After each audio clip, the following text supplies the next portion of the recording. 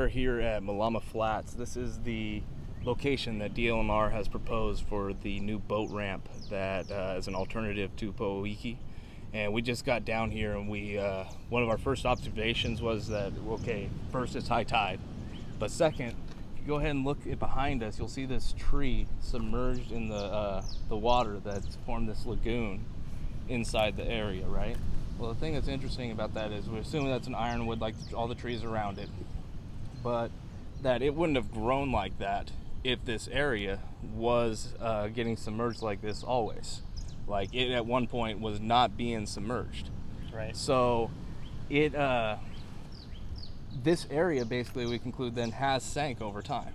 And you want to go ahead and explain some of that? Yeah, at least that's for sure where that tree is growing, right? You know, we kind of imagine that it didn't grow to be that full size, that whole width, if it was doing so on the kind of inundation zone, right?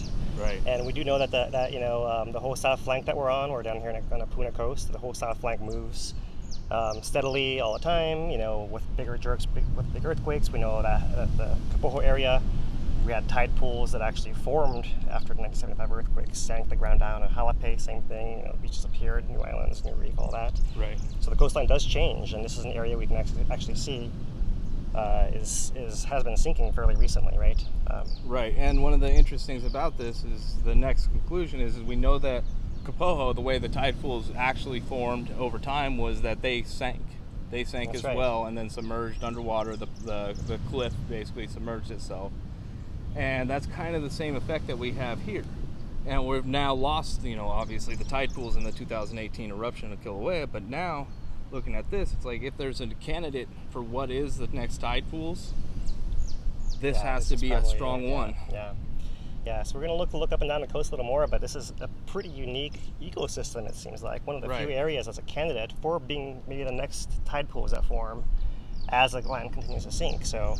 And we can expect that over time, that this area continues to sink along with many areas along the Puna coastline. Yeah, that's right.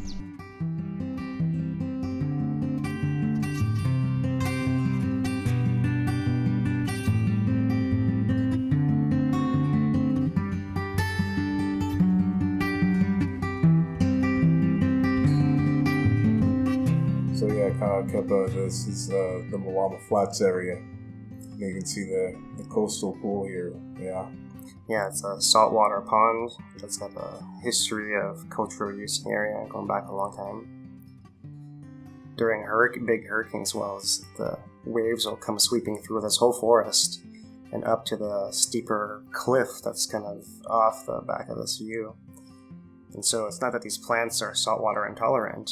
They can actually deal with the storm surge and the occasional splashing through, right? It really takes the tree being submerged for a while for it to die off, long enough for its roots to die off. Right. And you can see how there's no trees in the rest of the area where the water has accumulated in the deepest spots. I think, you can kind of see there's a lowest lying spot all through here. So it could be that there was this little bit of a depression and it kind of expanded and grown, and it's kind of growing at that western edge right now, as we can see. So, but, it's likely that there's been a pond here for some time. We've heard about the cultural uses going back for a long time around this area. So there's been something here, even if it wasn't to the extent of the size of this depression that we see now. You can see where the storm washed in the sand from big waves, and it's made a nice sandy area that's currently full of salt water, but the tide rises and falls and exposes that sand. Right, and we also know that this area is exposed directly down from the East Rift Zone of Kilauea. Being in a low-lying area creates that lava hazard risk. Yeah, it's interesting, because right above here, the rift zone flows down to either side with historic flows, and there are fewer and fewer of these little untouched areas left between these flows, and so naturally it's a low spot that rift zone can drain into, but it also is one of the few areas that's kind of treasured for having all the old ways and all the old culture associated with it. Right.